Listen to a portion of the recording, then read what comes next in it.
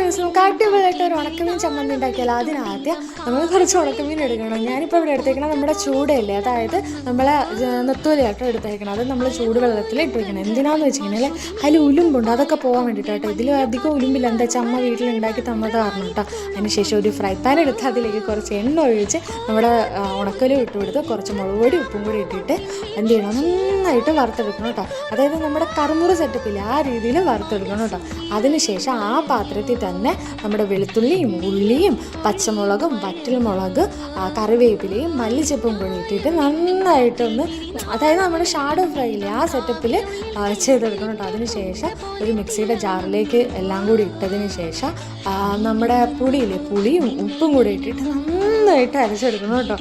ഇത് പ്രത്യേക ടേസ്റ്റാണ് കേട്ടോ. അതിനുശേഷം എന്ത് ചെയ്യണമെന്ന് ചോദിച്ചു കഴിഞ്ഞാൽ അതിൽ കുറച്ച് പച്ച വെളിച്ചെണ്ണയും കൂടി ഒഴിച്ചിട്ട് നന്നായിട്ട് മിക്സ് ചെയ്ത് കൊടുക്കണം. ഇത്രയേ ഉള്ളൂ പരിപാടി.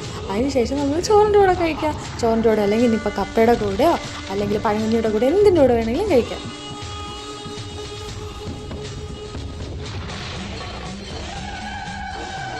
ഇത് മാത്രം മതി ചോറ് കഴിക്കാൻ, വേറെ ഒന്നും വേണ്ട. ഫുൾ ടേസ്റ്റാണ്.